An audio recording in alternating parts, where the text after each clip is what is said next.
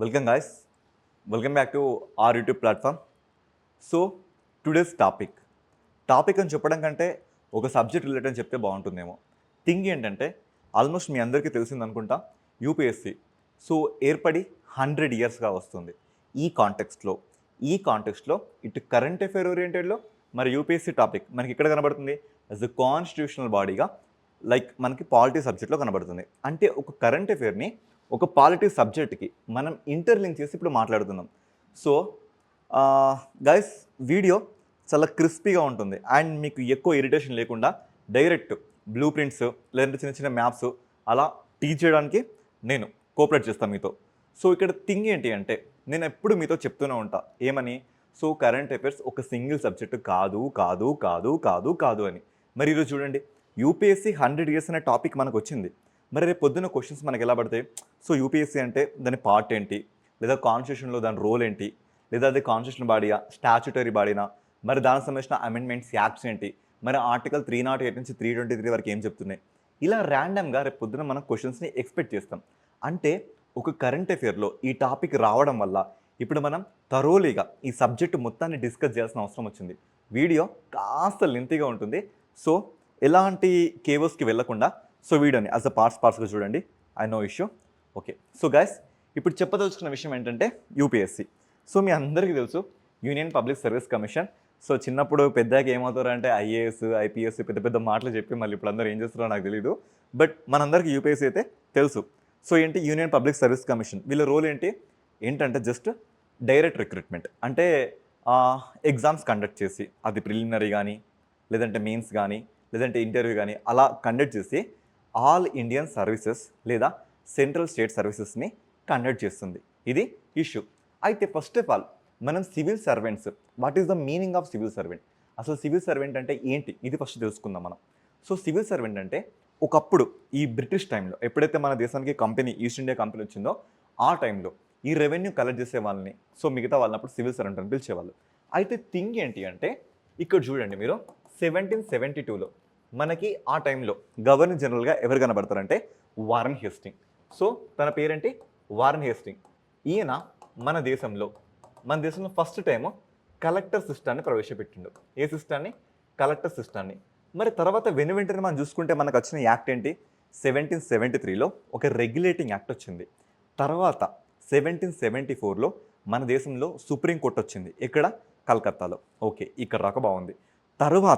తర్వాత మనకు వచ్చిన గవర్నర్ జనరల్ చూసుకుంటే హీ వాస్ కారన్ వాలిస్. ఈ కారన్ వాలిస్ టైంలో జరిగిన సిచ్యువేషన్ ఏంటంటే, ఈయన మన దేశంలో సివిల్ సర్వీసెస్ వ్యవస్థను తీసుకురావడం జరిగింది. ఓకే, ఇక్కడితో బాగుంది. తర్వాత మనం చూసుకుంటే విలియం బెంటింగ్. ఓకే, ఎవరి టైంలో? William Bentinck.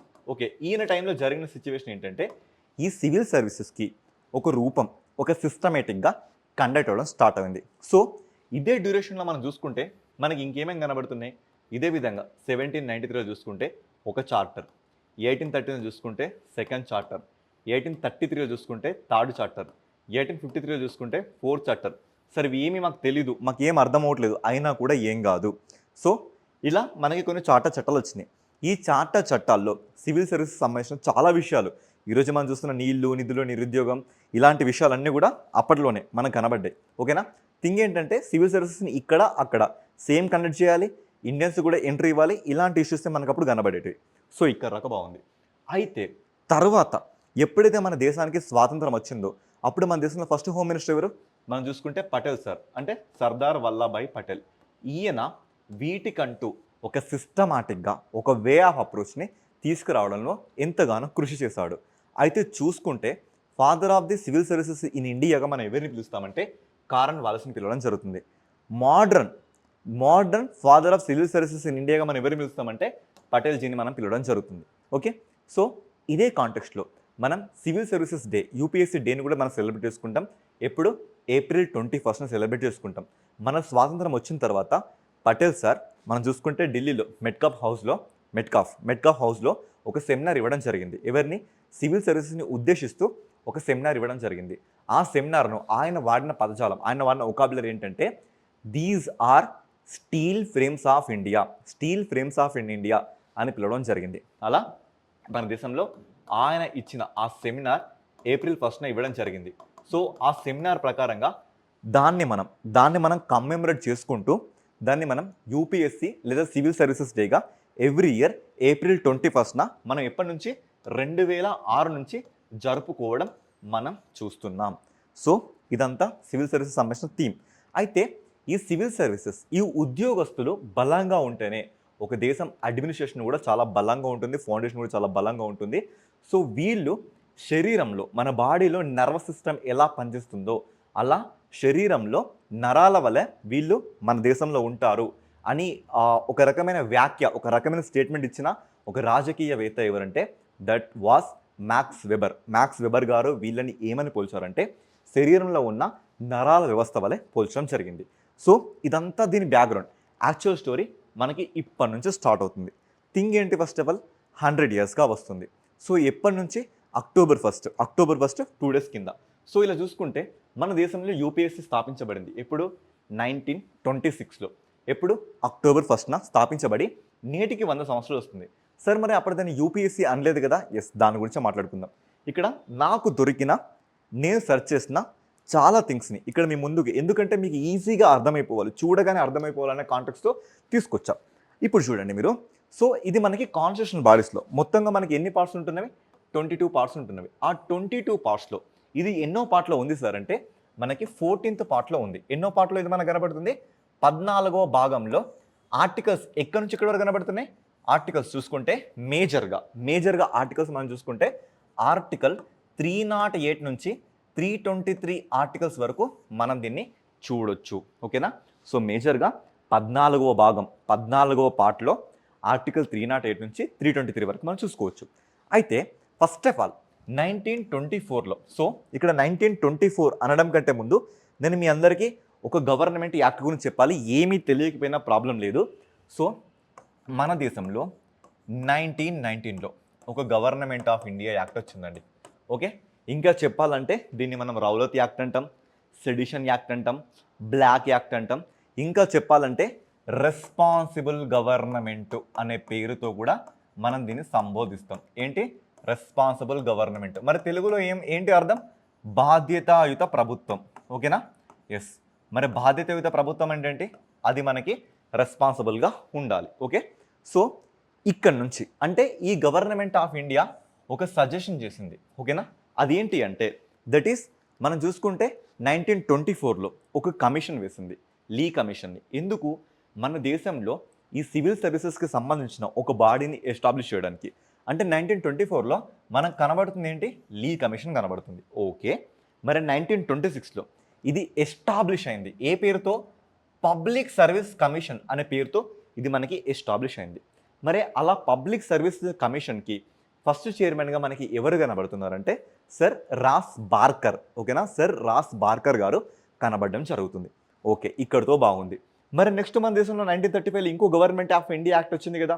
చెప్పాలంటే దాన్నే మనం ప్రజెంట్ చూస్తున్న ఈ ఇండియన్ కాన్స్టిట్యూషన్కి జిరాక్స్ కాపీగా మనం చూస్తున్నాం. 70% of the constitution was adopted from that 1935 government act అని మనం మాట్లాడుకున్నాం కదా. ఆ గవర్నమెంట్ యాక్ట్ టైంలో దీని పేరు మార్చబడింది. ఎలా? ఫెడరల్ పబ్లిక్ సర్వీస్ కమిషన్గా మార్చబడింది. ఇక తర్వాత 1947లో ప్రెజెంట్ మనం చూస్తున్న యూపీఎస్సీ, యూనియన్ పబ్లిక్ సర్వీస్ కమిషన్గా పేరు మార్చబడింది. ఇది దీని వెనకాలన్న ఒక చిన్న హిస్టరీ సరిపోతుంది. నెక్స్ట్ మరి కాంపోజిషన్ అండ్ ఎలిజిబిలిటీ. మరి దీంట్లో ఉండే సభ్యులు ఎంతమంది, మరి వాళ్ళు ఎలా వస్తారు, వాళ్ళు ఎలా రిమూవ్ అవుతారు, వాళ్ళ విధి విధానాలు ఏంటి, రూల్స్ అండ్ రెగ్యులేషన్స్ ఏంటి, వాళ్ళ టర్మ్ ఏంటి, ఇవన్నీ తెలుసుకోవాలి కదా. సో ఇక్కడ చూడండి, మళ్ళీ ఇవన్నీ ఒక్కొక్క ఆర్టికల్ మళ్ళీ డిస్కస్ చేస్తా. Okay, yes. సో చూస్తే ఒక చైర్మన్ ఇక్కడ కనబడతాడు. ఆ చైర్మన్తో పాటు సభ్యులు కూడా మనకు కనబడతారు. మరి ఎంతమంది సభ్యులు తర్వాత మనం మాట్లాడుకుందాం. వీళ్ళందరూ ఎవరిచే అపాయింట్ అవుతారు? ప్రెసిడెంట్ చేత. వీళ్ళు కూడా ప్రెసిడెంట్ చేత అపాయింట్ అవుతారు. ఓకే, ఇక్కడితో బాగుంది. సో మొత్తం ఈ కాంపోజిషన్లో ఉన్న హాఫ్ ఆఫ్ ది మెంబర్స్ అంటే 50% ఆఫ్ ది మెంబర్స్ ఖచ్చితంగా at least 10 years of services will be done in central and state. అంటే రాష్ట్రాల్లో కానీ కేంద్రాల్లో కానీ ఖచ్చితంగా ఈ సభ్యులు 10 సంవత్సరాలు గవర్నమెంట్ జాబ్లో వీళ్ళు కొనసాగాలి. అలా కొనసాగిన వాళ్ళని మనం చైర్మన్గా సభ్యులుగా దీంట్లో మనం కాంపోజిషన్గా తీసుకుంటాం. మరి వీళ్ళ టెన్యూర్ ఏంటి, మరి వీళ్ళకి రీఅపాయింట్మెంట్ ఉందా లేదా, ఇవన్నీ మనం మాట్లాడేసుకుందాం. సో పిక్చర్గా చూపిస్తే ఏంటంటే కొద్ది రోజులు ఎక్కువ గుర్తుంటుందని నా ఇంటెన్షన్. ఓకే, ఇదంతా కూడా నేను మళ్ళీ మన టెలిగ్రామ్ గ్రూప్లో అప్లోడ్ చేస్తాను. నో ఇష్యూస్ అండి. Yeah, next. సరే, నెక్స్ట్ చూస్తే మరి వీళ్ళ రిమూవల్ ప్రాసెస్ ఏంటి, మరి వీళ్ళ ఫంక్షన్స్ ఏంటి, మరి వీళ్ళ లిమిటేషన్స్ ఏంటి, ఇవన్నీ ఒక్కొక్కటిగా మనం చూద్దాం. ఓకే, సో ఇప్పటి రకం నేను మాట్లాడింది ఇదే. కలోనియల్ టైంలో దీని హిస్టరీ మనకి ఎలా కనబడింది. సో చూస్తే 1919 గవర్నమెంట్ యాక్ట్ ప్రకారంగా, 1924లో లీ కమిషన్ ప్రకారంగా, 1926లో మనకి పబ్లిక్ సర్వీస్ కమిషన్ ఏర్పడింది. మరి మొదటి చైర్మన్ ఎవరంటే సర్ రాస్ బార్కర్ గారు. నెక్స్ట్ మరి 1935 యాక్ట్లో ఇది ఫెడరల్ పబ్లిక్ సర్వీస్ కమిషన్ ఏర్పడింది. మరి 1950లో అంటే ఇండిపెండెన్స్ తర్వాత మనం చూస్తున్న యూపీఎస్సీకి ఏర్పడింది. మరి ప్రజెంట్ చూసుకుంటే ఇప్పటివరకు ఎలా వస్తుందో ఇదంతా మీకు తెలిసిన విషయమే. సో ఇక్కడ నుంచి యాక్చువల్ స్టోరీ స్టార్ట్ అవుతుంది. సో థింగ్ ఏంటి అంటే, నేను ఆర్టికల్ 308 నుంచి 323 యాక్ట్ వరకు చాలా ఈజీగా క్రిస్పీగా వీలైతే మ్యాప్స్తో ఎక్స్ప్లెయిన్ చేయడానికి ట్రై చేస్తా. సో వీలైతే ఇలానే నోట్ చేసుకోండి, చాలా సింపుల్గా ఉంటుంది, ఎక్కువ స్ట్రెస్ అవసరం లేదు. కొంచెం లాగ్ అవ్వడం వల్ల అంటే కంటెంట్ ఎక్కువ ఉండడం వల్ల మీకు భారంగా అనిపిస్తుంది, అంతకుమించి ఇక్కడ ఇంకా ఏ స్టోరీ లేదు. ఓకే, మరి ఆర్టికల్ 308 ఇక్కడ చూడండి, నిర్వచనాలు అంటే ఇంగ్లీష్లో అర్థం ఏంటి, డెఫినేషన్స్. మరి what is the meaning of definition? ఎవరి గురించి డెఫినేషన్? గవర్నమెంట్ ఉద్యోగులు అంటే ఎవరు, ప్రభుత్వ ఉద్యోగులు అంటే ఎవరు అని చెప్పడమే దీని నిర్వచనం. మరి ఎవరు ప్రభుత్వ ఉద్యోగులు, మరి వాళ్ళు ఏంటి అని చెప్పడమే ఆర్టికల్ 308 చెప్తుంది. అంతే, సరిపోతుంది. మరి నెక్స్ట్ ఆర్టికల్ 309 ఇదేం చెప్తుందంటే, rules and regulations for government employees. మరి గవర్నమెంట్ ఎంప్లాయీస్ మనం తీసుకున్నాం, మరి వాళ్ళని ఫ్రీగా వదిలేస్తామా? వాళ్ళకంటూ కొన్ని రూల్స్ రెగ్యులేషన్స్ ఉంటుందా? సింపుల్. రూల్స్ అండ్ రెగ్యులేషన్స్ అంటే ఏంటి? నియమ నిబంధనలు. వాళ్ళకి ఎలాంటి నియమాలు ఎలాంటి నిబంధనలు అప్లికేబుల్ అవుతాయి, దీని గురించి మనం మాట్లాడుకుందాం. ఓకే, మరి నెక్స్ట్ టర్మ్. గవర్నమెంట్ జాబ్ నీకు వచ్చింది, నీ టర్మ్ ఎంతవరకు? సో దీనికంటూ ఒక లెజిటిమేటీ ఉంటుంది కదా. అంటే ఫర్ ఎగ్జాంపుల్ ప్రభుత్వాల సంతృప్తి ప్రకారం, ఇంక నేను ఏం రాస్తా, సాటిస్ఫాక్షన్ థియరీ అని రాస్తా. సాటిస్ఫాక్షన్ థియరీని యాక్చువల్గా మనం ఎక్కడి నుంచి అడాప్ట్ చేసుకుందాం సార్ అంటే, మనం దీన్ని బ్రిటన్ నుంచి అడాప్ట్ చేసుకోవడం జరిగింది. ఓకే, మరి బ్రిటన్ నుంచి అడాప్ట్ చేసుకుంటే మరి బ్యూరోక్రసీకి సంబంధించిన ప్రతి థియరీని కూడా దేని గురించి, బ్యూరోక్రసీ. మరి బ్యూరోక్రసీ అంటే ఏంటి సార్ అంటే, ప్రభుత్వ ఉద్యోగులకు సంబంధించిన విషయాలకు సంబంధించిన ప్రతి రూల్స్ అండ్ రెగ్యులేషన్ని మనం బ్రిటన్ నుంచి అడాప్ట్ చేసుకుందాం. మరి ఇప్పుడు మనం అందరం ఎలా వస్తున్నాం, డైరెక్ట్ రిక్రూట్మెంట్ అంటే కాంపిటేటివ్ ఎగ్జామ్, అవునా కదా? మరి ఇలా కాంపిటేటివ్ ఎగ్జామ్ ద్వారా మనం గవర్నమెంట్ జాబ్ ఎలా కొడుతున్నాం, ఈ ప్రాసెస్ని మనం ఎక్కడ తీసుకున్నామంటే చైనా నుంచి తీసుకోవడం జరిగింది. అర్థమవుతుంది కదా? కాంపిటేటివ్ ఎగ్జామ్ నుంచి ఇప్పుడు మనం తీసుకొచ్చిన కాంపిటేటివ్ ఎగ్జామ్ అనే ప్రాసెస్ని మనం చైనా కంట్రీ నుంచి అడాప్ట్ చేసుకోవడం జరిగింది. Okay, clear. అయితే ఇక్కడ సాటిస్ఫాక్షన్ థియరీ తెలుగులో అయితే సంతృప్తి విధానం. మరి గవర్నమెంట్కి సంతృప్తి ఉన్నంత వరకే మనం ఆ జాబ్లో కొనసాగడం జరుగుతుంది. సార్ మరి ఎట్లా సార్, నేను ఇంత కష్టపడి గవర్నమెంట్ జాబ్ కొట్టినా మన జాబ్ పోతే ఎట్లా? ఎస్. సో సంతృప్తి విధానం అంటే ఏంటంటే, చూడండి, గత ప్రభుత్వం 60 ఏళ్ళ వరకు రిటైర్మెంట్, 61 ఏళ్ళ వరకు రిటైర్మెంట్, 62 ఏళ్ళ వరకు రిటైర్మెంట్, 65 ఏళ్ళ వరకు రిటైర్మెంట్. అంటే నీ టర్మ్ ఎంతకాలం ఉండాలనే విషయం నువ్వు చెబుతున్నావా లేదా గవర్నమెంట్ చెబుతుందా? క్లియర్, అర్థమవుతుంది కదా నేను ఏం మాట్లాడుతున్నానో. సెంట్రల్ స్టేట్ జాబ్స్లో ఎవరు చెప్తున్నారు అయితే, పార్లమెంట్ కానీ ఇటు స్టేట్ అసెంబ్లీ కానీ వీళ్ళు డిస్కస్ చేస్తున్నారు. ఓకేనా? ఎలా మీరు ఎంతకాలం పనిచేయాలో ఒక యాక్ట్ ప్రకారంగా, ఒక లెజిటిమేటీ, ఒక చట్టం ప్రకారంగా డిసైడ్ చేయడం జరుగుతుంది. అంటే ఇక్కడ ఏంటంటే సాటిస్ఫాక్షన్ థియరీ అంటే మీరు ఇన్ని సంవత్సరాలు ఈ ఉద్యోగంలో ఉంటారు పోతారనే విషయాలు లేదు, మీరు ఎన్ని సంవత్సరాలు ఉంటారనే విషయం ప్రభుత్వం నిర్ణయిస్తుంది. ఇక్కడ అర్థమవుతుంది కదా, అది స్టేట్ అసెంబ్లీ కానీ లేదా central government, I mean central parliament కానీ వాళ్ళు డిసైడ్ చేస్తున్నారు అంతే. ఈ ఆర్టికల్ 310 ఏం చెప్తుందంటే జస్ట్ టర్మ్ గురించి చెప్తుంది. ఓకేనా? ఎస్. నెక్స్ట్ 311. ఈ 311 ఏం చెప్తుందంటే డిసిప్లినరీ యాక్ట్స్. అంటే ఫర్ ఎగ్జాంపుల్ మీరు ఇప్పుడు గవర్నమెంట్ జాబ్లో వచ్చారు, మీరు లంచాలు తీసుకుంటున్నారు, కరప్షన్ చేస్తున్నారు, బెదిరిస్తున్నారు. మరి ఇలా చేస్తే మీ మీద క్రమశిక్షణ చర్యలు తీసుకోవద్దా? ఇప్పుడు చూడండి, మీరే పలానా ఎంఆర్ఓ ఇన్ని వేల లంచం తీసుకొని ఏసీబీకి దొరికింది, పలానా ఆర్ఐ ఇంత లంచం తీసుకుని ఇలా దొరికిరు. సో దొరికినప్పుడు ఏం చేస్తారు అయితే, సస్పెన్షన్ కానీ లేదా డిస్మిస్ కానీ ఇవి జరగట్లేదా? అంటే చూడండి, గవర్నమెంట్ జాబ్ కూడా పర్మనెంట్ జాబ్ కాదు. ఎప్పటి వరకు? మీరు మీ క్రమశిక్షణలో ఉన్నంత వరకు మాత్రమే. సో ఎవరు కూడా అలాంటి ప్రయత్నాలు చేయొద్దు, ఎందుకంటే చాలా కష్టపడమని ఇక్కడ దాకా వచ్చాం. ఓకే, సో డిసిప్లినరీ యాక్ట్స్ అంటే క్రమశిక్షణ చర్యల గురించి మాట్లాడుతున్న ఆర్టికల్ ఏంటి? ఆర్టికల్ 311. Okay, next article 312. మరి ఆర్టికల్ 312 ఏం మాట్లాడుతుందంటే, ఇది కొంచెం కన్ఫ్యూజ్ చేసే ఫ్యాక్టర్ అయినా పర్లేదు. ఎస్, ఒకసారి క్లారిటీగా ఇక్కడ చూడండి, డ్రా చేసిన సర్కిల్ కాదు, మన పార్లమెంట్ అండి. ఓకే, ఎస్, ఈ పార్లమెంట్లో మనకి మొత్తం 3 రూమ్స్ ఉంటాయి. సో మొదటి రూమ్ పేరు రాజ్యసభ, రెండవ రూమ్ పేరు లోకసభ, మూడవ రూమ్ పేరు జాయింట్ సెషన్ లేదా జాయింట్ సిట్టింగ్. సో ఇలా మనం చూసుకుంటే ఇక్కడ మీద లైక్ వాళ్ళకంటే ఒక సినిమా థియేటర్ కానీ, క్యాంటీన్ కానీ, లైబ్రరీ కానీ, వాటెవర్ ఏదైనా మనకు కనబడుతుంది. సో ఇలా చూసుకుంటే ప్రెసిడెంట్ రూమ్ ఇవన్నీ ఇలా మనకు కనబడుతున్నాయి. అవన్నీ అనవసరం. మరి ఇక్కడ మనం చూసుకుంటే ఈ ఎంటైర్ పార్లమెంట్కి మనం ఇచ్చిన ఆర్టికల్ పేరేంటి? ఆర్టికల్ 79. మరి నెక్స్ట్ మనకు కనబడే ఆర్టికల్ 80 ఏంటి? That is Rajya Sabha. నెక్స్ట్ మనకు కనబడేది ఆర్టికల్ 81. ఇదేంటి? మనకి లోకసభ. మరి నెక్స్ట్ మనం చూసుకుంటే ఆర్టికల్ 108. ఇది దేని గురించి మాట్లాడుతుంది? జాయింట్ సిట్టింగ్ గురించి మాట్లాడుతుంది. ఓకేనా? Joint sitting. మళ్ళీ ఇదంతా తర్వాత విషయం అండి. జస్ట్ మన పార్లమెంట్ స్ట్రక్చర్ ఇది ఇలాగా మనకు కనబడుతుందంటే మనం టాప్ వ్యూ నుంచి చూస్తున్నాం. అంటే పార్లమెంట్ మనకి ఇలా మీరు అందరూ చిన్నప్పుడు చూసుంటారు కదా 500 రూపాయల నోటు మీద. సో ఇలా మీకు ఒక బొమ్మలాగా కనబడి ఇలా మీకు కనబడుతుంది. దీన్ని నేను టాప్ వ్యూ అంటే ఇలా కింద నుంచి చూస్తుంటే మనకి ఇలా కనబడుతుంది. ఇలా మొత్తంగా మనకు 3 రూమ్లు కనబడుతుంది. ఇక్కడ చూసుకుంటే మనకి స్పీకరు ఇలా మొత్తం సీటింగ్స్ అన్నీ ఇలా మనకు ఉంటాయి. ఇందులో చూసుకుంటే మనకి 550 సీట్స్ వరకు లైక్ కనబడుతుంది. ఇక్కడ మనం చూసుకుంటే ఒక చైర్మన్ రాజ్యసభలో ఇలా చూసుకుంటే ఒక 250 సీట్స్ వరకు దీనిలో కనబడుతుంది. ఇలా మనకి వీళ్ళు కనబడతారు. ఓకే, మరి ఆర్టికల్ 312 ఏం చెప్తుందంటే న్యూ ఆల్ ఇండియా సర్వీసెస్ని తీసుకురావాలి అనే ఒక తీర్మానం అనే ఒక రిజల్యూషన్ని పాస్ చేసేది ఎవరంటే రాజ్యసభ. ఇక్కడ మీకు ఒక విషయం అర్థం అవసరం ఏంటంటే న్యూ ఆల్ ఇండియా సర్వీసెస్ మనకి అంతకుముందు ఐఏఎస్, ఐపీఎస్, ఐఎఫ్ఎస్ ఉండే. తర్వాత మనకి ఐఏఎస్ అండ్ మెడికల్లో కూడా కొన్ని సర్వీసెస్ వచ్చినాయి. ఇవే కాకుండా లైక్ సెంట్రల్లో కానీ స్టేట్లో కానీ ఇంకో 24 అదనపు సర్వీసెస్లో మనకు కనబడతాయి. ఇవన్నీ అంటే కొత్త సర్వీసెస్ని మనం యూపీఎస్లోకి తీసుకురావాలంటే ఎవరు ఆధిక్యత కలిగి ఉంటారంటే దట్ ఈస్ రాజ్యసభ ఆధిక్యత కలిగి ఉంటుంది. సో వీడియో చూస్తున్నా మీ అందరినీ నేను అడుగుతున్న క్వశ్చన్ ఏంటంటే మరి రాజ్యసభలోకి నామినేట్ చేస్తారు కదా, ఆ నామినేట్ చేసే క్రైటీరియాస్ ఏంటో తెలిస్తే కింద కామెంట్ చేయండి. ఓకే, సో ఒక కొత్త యూపీఎస్సీ సర్వీసెస్, ఒక కొత్త ఆల్ ఇండియా సర్వీసెస్ని తీసుకురావాలంటే ఎవరికి ఎక్కువ అధికారం కలిగి ఉంటుంది? రాజ్యసభ ఒక రెజల్యూషన్ పాస్ చేస్తే పార్లమెంట్ దాన్ని ఆమోదిస్తుంది. అలా ఒక కొత్త సర్వీస్ వస్తుందని చెప్పే ఆర్టికల్ పేరేంటి? ఆర్టికల్ 312. ఓకే, నెక్స్ట్ మరి ఆర్టికల్ 313 ఏం చెప్తుంది? ఇక్కడ చూడండి, ట్రాన్సిషనల్ ప్రొవిజన్స్, సంధికాలపు నియమ నిబంధనలు.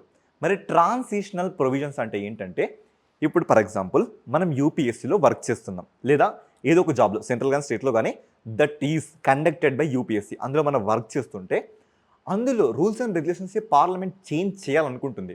మరి ఆ మార్పులు చేర్పులు చేసే వరకు గత చట్టాల ప్రకారంగా మనకి ఏదైతే రూల్స్ అండ్ రెగ్యులేషన్స్ అలోకేట్ అవుతాయో అవి మాత్రమే మనకి కంటిన్యూ అవుతాయి. అంటే కొత్త చట్టాలు వచ్చేంత వరకు పాత చట్టాలు మాత్రమే రన్ అవుతాయి అనే విషయం చెప్తుంది ఎవరు?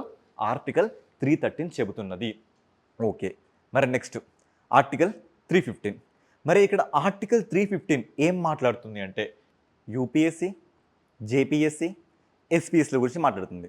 సో థింగ్ ఏంటంటే సెంట్రల్లో ఈ డైరెక్ట్ రిక్రూట్మెంట్ చేపట్టడానికి మనకి యూనియన్ పబ్లిక్ సర్వీస్ కమిషన్ ఉంది.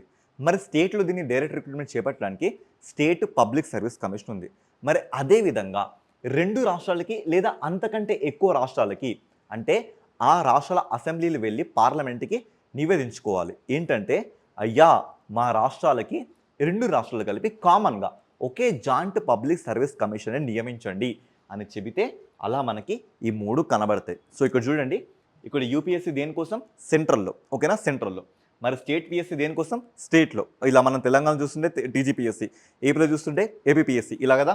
సో మరి స్టేట్ పబ్లిక్ సర్వీస్ కమిషన్ మనం చూసుకుంటే ఇది స్టేట్ అసెంబ్లీస్ విత్ పార్లమెంట్. అంటే స్టేట్ అసెంబ్లీస్ ఫస్ట్ ఒక తీర్మానం చేసుకొని దాన్ని పార్లమెంట్కి పంపడం జరుగుతుంది. అలా పార్లమెంటు దాన్ని ఇంప్లిమెంట్ చేయడం జరుగుతుంది. ఇది 2 రాష్ట్రాలకి లేదా అంతకంటే ఎక్కువ రాష్ట్రాలకి. ఓకేనా, ఎస్, ఇలా మనం చూడొచ్చు. నెక్స్ట్ ఆర్టికల్ 316 ఇది మనకి ఏం చెప్తుంది? ఇక్కడ చూడండి, చైర్మన్ అండ్ మెంబర్స్ అపాయింట్మెంటు. మరి ఇందులో చైర్మన్స్ కానీ మెంబర్స్ కానీ ఎలా అపాయింట్ అవ్వాలి? ఇది చాలా మేజర్ ఇష్యూ. మరి చైర్మన్ ఎలా అపాయింట్ అవుతారు, మెంబర్స్ ఎలా అపాయింట్ అవుతారో ఒకసారి మనం మాట్లాడుకుందాం. సో ఇక్కడ ఈ పర్సన్స్ని అపాయింట్ చేసే అధికారం ఎవరికి ఉందంటే అది మనం మనం యూపీఎస్సీలో చూసుకుంటే అంటే సెంట్రల్లో మనం చూసుకుంటే దాన్ని అపాయింట్ చేసే అధికారం ప్రెసిడెంట్కి కలిగి ఉంటుంది. అండ్ 2 రాష్ట్రాలకి మనం 2 లేదా అంతకంటే ఎక్కువ రాష్ట్రాలకు జాయింట్ పబ్లిక్ సర్వీస్ కమిషన్ మాట్లాడుకున్నాం కదా, అక్కడ కూడా మనకి ప్రెసిడెంట్కి అధికారం కలిగి ఉంటుంది, అపాయింట్ చేసే అధికారం. కానీ అదే స్టేట్కి వచ్చేసరికి స్టేట్లో గవర్నర్కి ఈ అధికారం కలిగి ఉంటుంది. ఇప్పుడు క్లారిటీ కదా. సో ఇక్కడ చూడండి, యూపీఎస్సీ కానీ జేపీఎస్సీ కానీ అంటే జాయింట్ పబ్లిక్ సర్వీస్ కమిషన్ కానీ యూనియన్ పబ్లిక్ సర్వీస్ కమిషన్ కానీ ఇందులో చైర్మన్ని సభ్యుల్ని నియమించే అధికారం ఎవరికి కలిగి ఉంటుంది? రాష్ట్రపతికి అంటే ప్రెసిడెంట్కి కలిగి ఉంటుంది. కానీ అదే రాష్ట్రానికి వచ్చేసరికి ఎవరికి కలిగి ఉంటుంది? గవర్నర్కి కలిగి ఉంటుంది. ఓకే, మరి ఇక్కడ మనం కొంచెం నోట్ పాయింట్ చేసుకుందాం. మరి ఇందులో అపాయింట్ అవుతున్న ఈ సభ్యులలో 50% మంది అంటే సగం మంది వరకు ఖచ్చితంగా ఇటు సెంట్రల్లో కానీ ఇటు స్టేట్లో కానీ వాళ్ళు ఖచ్చితంగా 10 సంవత్సరాల సర్వీస్, 10 సంవత్సరాలు అంతకంటే ఎక్కువ వాళ్ళ సర్వీస్ని నిర్వహించిన వాళ్ళు మాత్రమే దీనికి ఎలిజిబుల్ అని చెబుతుంది. మళ్ళీ ఇందులో వీళ్ళకు ఉండే టర్మ్ ఉంటుంది కదా, అది 6 సంవత్సరాలు లేదా 65 సంవత్సరాలు, విచ్ ఈజ్ ఎర్లియర్. అంటే ఒకసారి క్లారిటీ చూడండి, ఇక్కడ ఎలాంటి కన్ఫ్యూజన్ కాకండి. 6 సంవత్సరాలు లేదా 65 సంవత్సరాలు అనేది వాళ్ళకి రిటైర్మెంట్ వయసు ఇచ్చా. ఫర్ ఎగ్జాంపుల్, నేను యూపీఎస్సీకి చైర్మన్గా అపాయింట్ అయ్యాను. ఇప్పుడు నా వయస్సు 50 సంవత్సరాలు ఉంది. నా రిటైర్మెంట్ ఎప్పుడు నా రిటైర్మెంట్ అంటే నాకు 6 సంవత్సరాలు ఫిల్ అయిపోవాలి. అంటే 56 వచ్చేసరికి నేను రిటైర్ అయిపోతా. ఇది నాకు ఫస్ట్ కేసు. మరి నేను సెకండ్ కేసులో నా సిచ్యువేషన్ ఏంటంటే, ఫర్ ఎగ్జాంపుల్ నాకు 64 సంవత్సరాలు ఉన్నాయి. నాకు 64 సంవత్సరాలు ఉంటే అప్పుడు నాకు ఈ 6 సంవత్సరాలు వర్తించదు. 64 సంవత్సరాలు నేను ఎక్కడికి వెళ్ళిపోతా? 70 సంవత్సరాలకు వెళ్ళిపోతా. కానీ లాస్ట్ ఏజ్ ఎప్పుడు మనకు ఉంది? 65 వరకు ఉంది. అంటే నేను జస్ట్ ఇంకొక 1 ఇయర్ మాత్రమే కొనసాగుతా అని ఇక్కడ ఈ విషయం చెప్పడం జరుగుతుంది. మీ అందరికీ క్లియర్ కదా? ఎస్. మరి ఇదే మనం స్టేట్ పబ్లిక్ సర్వీస్ కమిషన్ చూసుకుంటే 6 లేదా 62 సంవత్సరాలు మనకు కనబడుతుంది. ఇక్కడ 62 సంవత్సరాలు స్టేట్ పబ్లిక్ సర్వీస్ కమిషన్ అని చెప్పాను కదా. మరి ఇది మనకి ఎలా వచ్చింది? అంతకుముందు చూసుకుంటే ఈ వయస్సు మనకి కేవలం 60 సంవత్సరాలకు మాత్రమే లెజిటిమేట్ అయ్యింది. మరి ఈ 60 సంవత్సరాలు కాస్త 62 సంవత్సరాలకి ఎప్పుడు మారిందంటే, మన దేశంలో 1976లో వచ్చిన 42వ కాన్స్టిట్యూషన్ అమెండ్మెంట్ యాక్ట్ని మనం మినీ కాన్స్టిట్యూషన్ అని పిలుస్తాం కదా. ఎందుకంటే కాన్స్టిట్యూషన్ జరిగినప్పుడు జరిగిన ఎన్ని అమెండ్మెంట్స్ ఉన్నాయో అన్ని అమెండ్మెంట్స్ ఈ టైంలో జరిగాయని మనం మాట్లాడుకుంటాం. ఇంకా చెప్పాలంటే that is not Indian constitution, that is called Indira constitution. అర్థమవుతుందా? అలా అయితే 1976 42వ కాన్స్టిట్యూషన్ అమెండ్మెంట్ యాక్ట్ ద్వారా ఈ 60 సంవత్సరాలు ఎక్కడ స్టేట్ పిఎస్సిలో ఆ 60 సంవత్సరాలని కాస్త 62 సంవత్సరాలుగా మార్చడం జరిగింది. ఓకే, మరి నెక్స్ట్ రీఅపాయింట్మెంటు.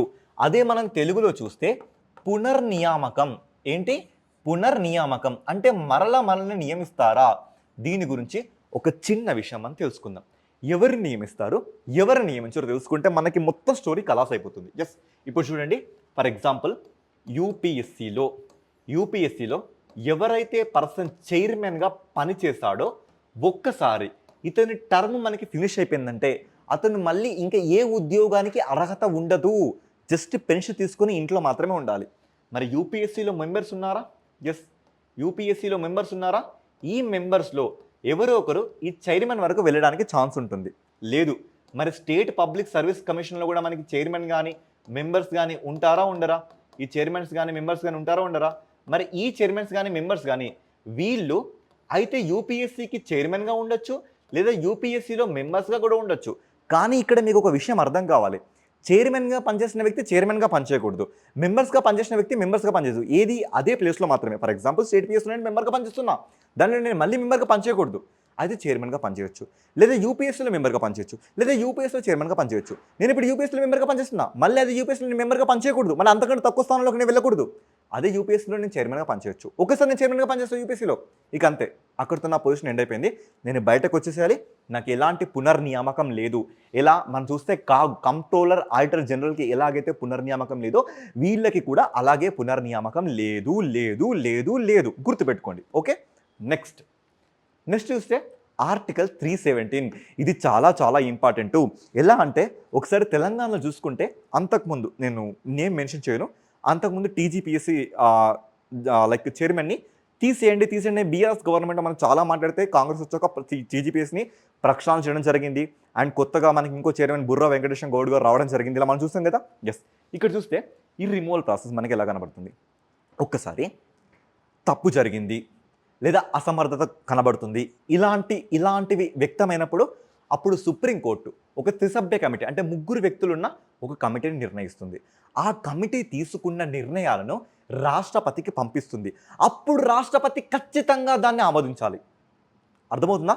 సో సుప్రీంకోర్టు ఒక త్రిసభ్య కమిటీని ఏర్పరచాక ఆ త్రిసభ్య కమిటీ ఇచ్చిన రిపోర్ట్ ప్రకారంగా రాష్ట్రపతిని వాళ్ళని రిమూవ్ చేయొచ్చు.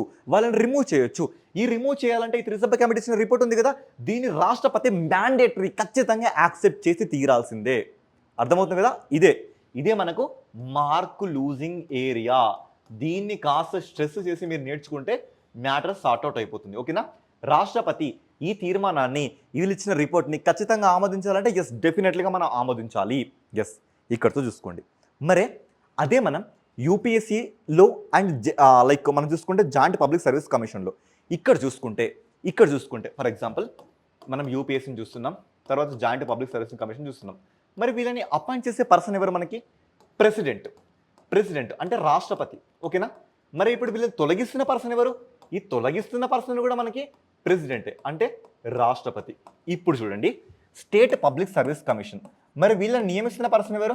వీళ్ళని నియమిస్తున్న పర్సన్ ఆ రాష్ట్రంలో సదరు గవర్నర్. ఓకే, బాగుంది.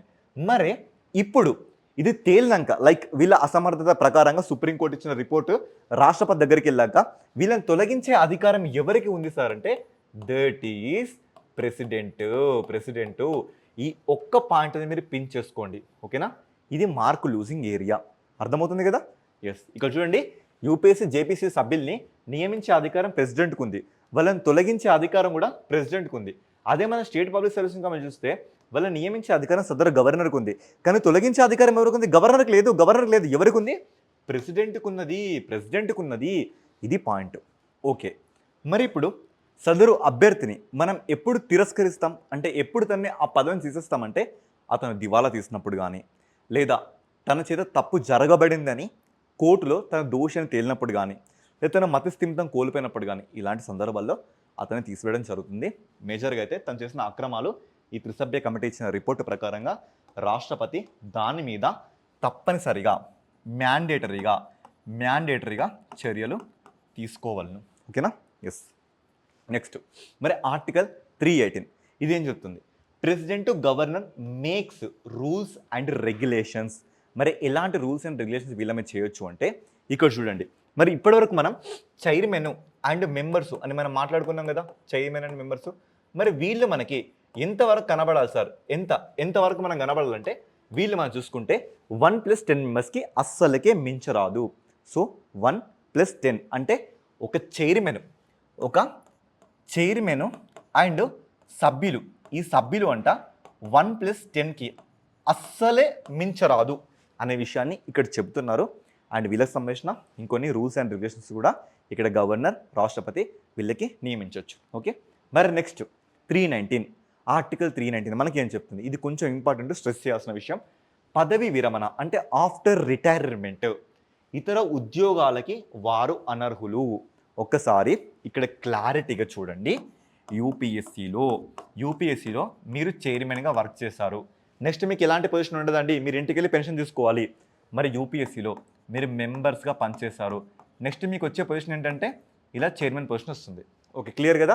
మరి నెక్స్ట్ మీరు స్టేట్ పబ్లిక్ సర్వీస్ కమిషన్లో మీరు చైర్మన్గా పనిచేస్తారు, నెక్స్ట్ మీకు వచ్చే పొజిషన్ ఏంటంటే యూపీఎస్సీలో ఈధర్ మెంబరే కానీ ఆర్ చైర్మన్ కానీ మీరు వర్క్ చేయొచ్చు. నెక్స్ట్ ఇదే ఎస్పీఎస్సీలో మీరు మెంబర్స్గా పనిచేస్తారు, అప్పుడు మీరు యూపీఎస్సీలో మెంబర్స్గా వర్క్ చేయొచ్చు లేదా చైర్మన్గా వర్క్ చేయొచ్చు. ఇక్కడ థింగ్ ఏంటంటే మీరు చేసిన డెసిగ్నేషన్లో మళ్ళీ మీరు అదే డెసిగ్నేషన్లో నియమించరాదు. ఓకేనా? వన్స్ మీరు యూపీఎస్సీ చైర్మన్గా పనిచేస్తే మీకు ఎలాంటి పునర్నియామకం లేదు గుర్తుపెట్టుకోండి. ఓకేనా? నెక్స్ట్, సో ఇదంతా మనం ఇప్పటివరకు మాట్లాడిందే. ఆర్టికల్ 316 ఏం చెప్తుంది? Appointment and condition of the services గురించి మాట్లాడుతుంది. ఆర్టికల్ 317 ఏం చెప్తుంది? వాళ్ళ రిమూవల్ ప్రాసెస్ గురించి చెప్తుంది. ఆర్టికల్ 318 ఏం చెప్తుంది? ఇప్పటివరకు మనం చూస్తాం కదా, ప్రెసిడెంట్ గవర్నర్ మేక్స్ ఆ రూల్స్ అండ్ రెగ్యులేషన్స్ అని. ఆర్టికల్ 319 ఏం చెప్తుంది? ఇలా మనం చూడొచ్చు. ఆర్టికల్ 320, ఆర్టికల్ 323 ఇలా మనం చూడొచ్చు. ఓకే, నెక్స్ట్ మరి ఆర్టికల్ 321 మనకి ఏం చెప్తుందంటే పవర్స్ బీ ఎక్స్పాండెడ్. అంటే థింగ్ ఏంటంటే ఈ యూపీఎస్సీ కానీ స్టేట్ పబ్లిక్ సర్వీసెస్ కమిషన్ కానీ వాళ్ళ పవర్స్ని విస్తరించుకునే అధికారం సదరు పార్లమెంట్ కానీ లేదా సదరు అసెంబ్లీ కానీ కల్పిస్తుంది. అదేవిధంగా స్టేట్ పబ్లిక్ సర్వీస్ కమిషన్కి ఎప్పుడైనా సలహాలు కానీ లేదా సహాయం కానీ కావాలనుకున్నప్పుడు ఈ యూపీఎస్సీ దగ్గర నుంచి కూడా తీసుకోవచ్చు. ఫర్ ఎగ్జాంపుల్ మీరు చూడండి, మన తెలంగాణ స్టేట్‌లో టీజీపీఎస్సీ చైర్మన్ బుర్రా వెంకటేశం గౌడ్ గారు, అతనికి ఈ పేపర్స్‌లో రీఫార్మ్స్ గురించి యూపీఎస్సీ వాళ్ళని సందర్శించి వాళ్ళ దగ్గర నుంచి కొన్ని గైడ్‌లైన్స్, సలహాలు తీసుకొని మళ్ళీ ఈ పేపర్‌ని స్టాండర్డ్స్‌ని పెంచడం జరిగింది. అంటే స్ట్రక్చరల్ రీఫార్మ్స్ తీసుకురావడానికి ఆయన యూపీఎస్సీ సర్వీసెస్ కూడా వాడుకుంటాను ఒక స్టేట్మెంట్ కూడా ఇవ్వడం జరిగింది. అలా అన్నట్లు ఇవన్నీ మీకు బయట కనబడతాయి, కొత్తవేం కాదు. ఓకే, నెక్స్ట్ మరి ఆర్టికల్ 322 ఏం చెప్తుంది? ఇక్కడ చూడండి, ఎక్స్‌పెండిచర్ అండ్ మేనేజ్మెంట్. మరి వాటికైతే ఊరికైతే డబ్బులైతే ఖర్చు పెట్టలేవు కదా. ఎక్స్‌పెండిచర్ చూడండి, మీరు ఎప్పుడైనా ఒక ఎగ్జామ్ అప్లై చేసినప్పుడు కొంత అమౌంట్ కడతారా? కడతారా? ఎందుకు అమౌంట్ కడతారా అంటే దేనికండి? వాళ్ళకి webcasting cameras, CC cameras కానీ, లేదా పేపర్స్ ఇవ్వడం కానీ, కరెక్షన్ కానీ, లేదంటే డిజిటల్ సర్వీలెన్స్ కానీ, వీటన్నిటి సంబంధించి కూడా డబ్బులు ఖర్చు పెట్టాలి కదా. మరి ఆ మేనేజ్మెంట్ కూడా కొంచెం డబ్బులు కావాలి కదా. మరి ఈ డబ్బుల్ని మనం ఎక్కడి నుంచి తీసుకుంటాం? చూస్తే స్టేట్లో అయితే state consolidated fund of India, మరి సెంట్రల్ అయితే central fund of India, central consolidated fund of India. మరి దీన్నే మనం తెలుగులో పిలుచుకుంటే కేంద్ర సంఘటిత నిధి, కేంద్ర సంఘటిత నిధి అనే పేరుతో మనం పిలుస్తాం. ఓకేనా? ఎస్. అయితే ఇక్కడ నోట్ ఒకటి గుర్తుపెట్టుకోండి, వీళ్ళని అపాయింట్ చేసే అధికారం ప్రెసిడెంట్కి ఉంది, వీళ్ళని రిజైన్ చేసే అధికారం, వాళ్ళ రిజిగ్నేషన్ కూడా ప్రెసిడెంట్కి ఇచ్చే అధికారం ఉంది, వాళ్ళని రిమూవ్ చేసే అధికారం కూడా ప్రెసిడెంట్కి ఉంది. అదేవిధంగా వాళ్ళ శాలరీస్ నిర్ణయించే అధికారం కూడా ఇక్కడ ప్రెసిడెంట్కే ఉంది. కొంప తీసి మీలో చాలామంది వీళ్ళ శాలరీస్ని నిర్ణయించే అధికారం పార్లమెంట్కి ఉంది అని ఎగ్జామ్లో క్వశ్చన్ పడితే అవును ఉంది కావచ్చు అని పొరపాటులో తప్పులు పెట్టే ఛాన్స్ ఉంది. వీళ్ళ శాలరీస్ నిర్ణయించే అధికారం మనకి ఎవరికి ఉంది? ప్రెసిడెంట్కి మాత్రమే ఉంది. ఓకే, నెక్స్ట్ ఇక ఆర్టికల్ 23 మనకి ఏం చెప్తుంది చూసుకుంటే, రిపోర్ట్స్ సబ్మిషన్. మరే వీళ్ళు పనిచేసిన పనికి ఏదో ఒక రిపోర్ట్ అయితే ఉండాలా ఉండద్దా? మరి ఆ రిపోర్ట్ యూపీఎస్సీ తన రిపోర్ట్ని తీసుకెళ్ళి నేరుగా రాష్ట్రపతికి ఇస్తుంది. రాష్ట్రపతి సలహాలు కానీ ఏమని ఇచ్చి ఆ రిపోర్ట్ని తీసుకెళ్ళి పార్లమెంట్కి ఇవ్వడం జరుగుతుంది. అదే జాయింట్ పబ్లిక్ సర్వీస్ కమిషన్ చూసుకుంటే ఆ రిపోర్ట్ని కూడా రాష్ట్రపతికి ఇవ్వడం జరుగుతుంది, ప్రెసిడెంట్కి. ఆ ప్రెసిడెంట్ సదరు రాష్ట్రాల గవర్నర్కి ఒక్కో రిపోర్ట్ ఇచ్చాక ఆ రాష్ట్రాల గవర్నర్లు ఆయా రాష్ట్రాల శాసనసభలు అంటే అసెంబ్లీస్కి దాన్ని సమర్పించడం జరుగుతుంది. అదే మనం స్టేట్లో చూసుకుంటే ఆ స్టేట్ పబ్లిక్ సర్వీస్ కమిషన్, అది ఏపీఎస్సీ కానీ టీజీపీఎస్సీ కానీ తీసుకెళ్ళి ఎవరికి ఇస్తుంది? గవర్నర్కి ఇస్తుంది. ఆ గవర్నర్ ఆ రిపోర్ట్ని తీసుకెళ్ళి స్టేట్ అసెంబ్లీస్కి ఇవ్వడం జరుగుతుంది. ఇలా అన్నట్లుగా దీని స్టోరీని మనం చూడొచ్చు. అయితే ఇక్కడ చూడండి, టీజీపీఎస్సీ చైర్మన్ గారు ఎవరు? బుర్రా వెంకటేశం గౌడ్ గారు.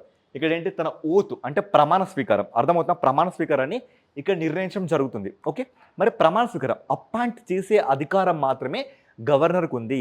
మరి ఓత్ చేసే అధికారం గవర్నర్ తరపున ఇంకెవరన్నా? ఇక్కడ చూసుకుంటే టీజీపీఎస్లో సీనియర్ కమిషన్ మెంబర్ అక్కడ చూసుకుంటే అనిత గారు అక్కడ ప్రమాణ స్వీకారం ఇస్తున్నారు. రేపు పొద్దున్న మీకు క్వశ్చన్ రావచ్చు, ఏంటి ఈ పబ్లిక్ సర్వీస్ కమిషన్ల ఓత్ అంటే ప్రమాణ స్వీకారం ఖచ్చితంగా గవర్నర్ కానీ ప్రెసిడెంట్ కానీ చేత జరగచ్చు అంటే లేదు, అపాయింట్ చేసే అధికారం మాత్రమే వాళ్ళకు ఉంది. ఓ తీసుకునే అధికారం వాళ్ళ ఇష్టం. ఓకే, ఎవరి దగ్గరైనా వీళ్ళ తీసుకోవచ్చు.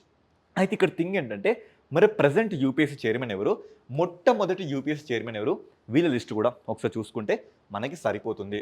ఒకసారి చూడండి, మనకి స్వాతంత్రం వచ్చినప్పుడు అంటే 1947 ఏప్రిల్ 1న మనకి అప్పుడు ఎవరంటే హెచ్కే కృపలాని గారు. ఓకేనా, హెచ్కే కృపలాని గారు మొదటి యూపీఎస్సీ చైర్మన్గా మనం చూడొచ్చు. సో మనం ప్రెజెంట్ యూపీఎస్సీ చైర్మన్గా మనం చూసుకుంటే ఇక్కడ చూడొచ్చు అజయ్ కుమార్ గారు. వెరీ రీసెంట్గా మనకి వీళ్ళు ఇన్కంబెన్స్లోకి రావడం జరిగింది కదా.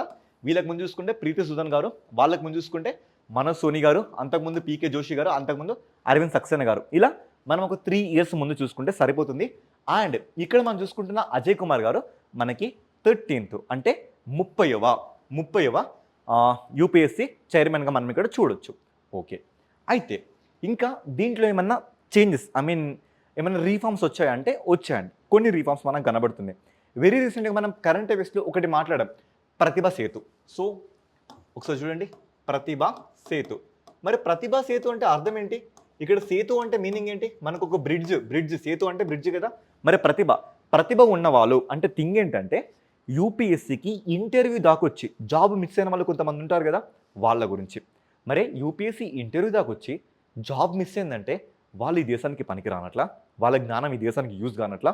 మరి వాళ్ళని ఖచ్చితంగా ఏదో ఒక ప్రైవేట్ ఇన్స్టిట్యూషన్తో లింకప్ చేసి వాళ్ళ సర్వీసెస్ని దేశానికి వాడుకోవడం అనే ఒక కొత్త రీఫార్మే ఇక్కడ మనం చూస్తున్న ప్రతిభ సేతు. మరి కొన్ని కమిషన్స్, కొఠారి కమిషన్ ఉంది. ఈ కొఠారి కమిషన్ మనకి ఏమని చెప్పడం జరిగింది అంటే, మాతృభాషలో తప్పనిసరిగా యూపీఎస్సీ రాయించే వెసులుబాటు కల్పించాలి. మరి మాతృభాష అంటే ఇక్కడ అర్థం ఏంటి? మనం చూసుకుంటే అఫీషియల్ లాంగ్వేజెస్, మన దేశంలో ఎన్నున్నాయి మనకి అఫీషియల్ లాంగ్వేజెస్? మనకి ఎన్నున్నాయి చెప్పాలి. ఎస్, మనం చూసుకుంటే 22 అఫీషియల్ లాంగ్వేజెస్ ఉన్నాయి. మరి ఈ 22 అఫీషియల్ లాంగ్వేజెస్లో మనం రాసుకోవచ్చు. అర్థమవుతుందా? అలా రాసుకోవచ్చు. ఈ ఈ విధానాన్ని తీసుకొచ్చింది ఎవరు అంటే కొఠారి కమిషన్. మనం చూస్తే మెయిన్స్లో రాయొచ్చు. అదే ప్రిలిమ్స్లో చూసుకుంటే ఇద్దరు హిందీ కానీ లేదా ఇంగ్లీష్ కానీ, ఈ రెండు మనం చూస్తున్నాం. మరి మన అఫీషియల్ లాంగ్వేజ్ చూసినప్పుడు మనకు కొన్ని అమెండ్మెంట్స్ గుర్తు రావాలి. చూసుకుంటే 21st కాన్స్టిట్యూషనల్ అమెండ్మెంట్ కానీ, తర్వాత 71st కాన్స్టిట్యూషనల్ అమెండ్మెంట్ కానీ, లేదా 92 కాన్స్టిట్యూషనల్ అమెండ్మెంట్ కానీ, ఈ యాక్ట్ ప్రకారం చూస్తే మన దేశంలో సింధీ కానీ, కొంకణి, మణిపురి, నేపాలి, బోడో, డోగ్రి, మైథిలి, సంతాలి ఇవన్నీ భాషలు కూడా మనకి మరొక 8 భాషలు ఇక్కడ యాడ్ అవ్వడం జరిగింది. అంతకుముందు చూసుకుంటే మన దేశంలో 14 భాషలు ఉన్నాయి. ఈ 14 + 8 ఈ 2 కలిపి ఎన్ని భాషలు మనకి 22 భాషల్లో మనం ఏ భాషలో అనేది కూడా మనం మెయిన్స్ రాసుకోవచ్చు. తర్వాత పీసీ హోతా గారు ఏం చెప్పారంటే ఏజ్ రిలాక్సేషన్ని వయో పరిమితిని తగ్గించాలి అని కూడా చెప్పడం జరిగింది. ఇక తర్వాత వైకే అలగ్ గారు చాలా రిఫార్మ్ తీసుకొచ్చారు. గోల్డెన్ షేకండ్ అని, తర్వాత సివిల్ సర్వీసెస్ని ట్రైన్లో ఉన్నప్పుడు కూడా వాళ్ళకి ఇస్తున్న ఆ ట్రైనింగ్ని కూడా తమ అకాడమిక్ మార్క్స్లో యాడ్ చేయమని ఇలా చాలా రిఫార్మ్స్ తీసుకొచ్చారు. సో థింగ్ ఏంటంటే నేటికి అంటే ఈ సంవత్సరం ఈ నెల వరకు యూపీఎస్సీ మన దేశంలోకి వచ్చి 100 సంవత్సరాలుగా అవుతుంది. సో యూపీఎస్సీ అంటేనే పారదర్శకతకు, అకౌంటబిలిటీకి, ట్రాన్స్పరెన్సీకి, రెస్పాన్సిబిలిటీకి మారుపేరుగా మెరిటోక్రసీ అంటే ప్రతిభ ఉన్న వాళ్ళకే పట్టం కట్టడం అనే దానికి ఒక సింబాలిక్గా అప్పుడు, ఇప్పుడు, ఎప్పటికీ ఇది ఇలాగే మనకు కొనసాగుతుంది. సో ఖచ్చితంగా వీడియో చూస్తున్న ప్రతి ఆస్పిరెంట్ కూడా I pray for you to become great bureaucrat in this state and central. So ఖచ్చితంగా ఇంత దూరం వచ్చారంటే ఈ వీడియో మీకు డెఫినెట్గా నచ్చే ఉంటుంది, ఇంతో కొంత ఇన్ఫర్మేటివ్గానే ఉంటుంది. So please do like and share to your friends. మీకు ఏమైనా ఓన్ సజెషన్ ఉంటే కింద కామెంట్ చేయండి, ఓకేనా? So thank you. It's your Shravan sir. Until then, keep watching, keep following us, keep showing your love towards us. Thank you so much.